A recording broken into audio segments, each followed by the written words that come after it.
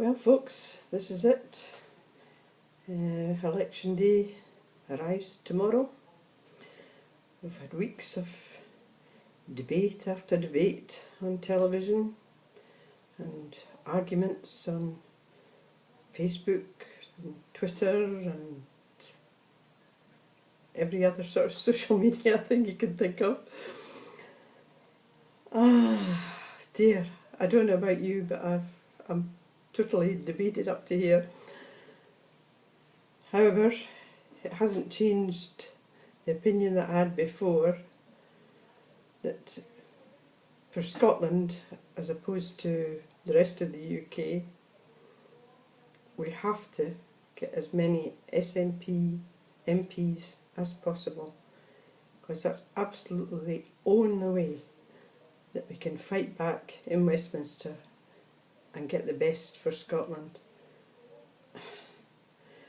And we've had these supposed leaders' debates, and actually Nicola Sturgeon is the only Scottish leader that has a party in Westminster.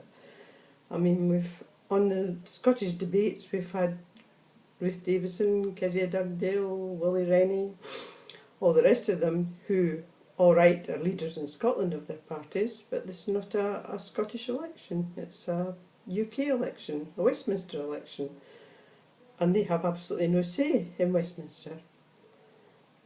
So voting, well, I can't understand why anybody in Scotland would vote Tory, because they're definitely not going to be good for Scotland. And, well, Labour and Lib Dems are not much better, because they're cozying up to the Tories as far as Scotland's concerned. So,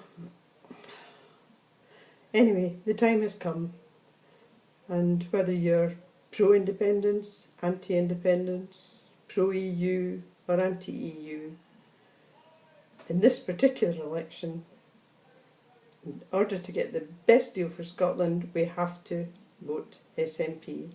Even if it's the only time in your life you ever vote SNP, this is the time you have to do it. Unless you want... Oh, I just dread to think what will happen to Scotland if Theresa May gets a huge majority, which I don't actually think she will, but if she gets a huge majority, then we're finished. So that's the way I feel anyway. And a lot of the polls are saying now that it's going to be a hung parliament.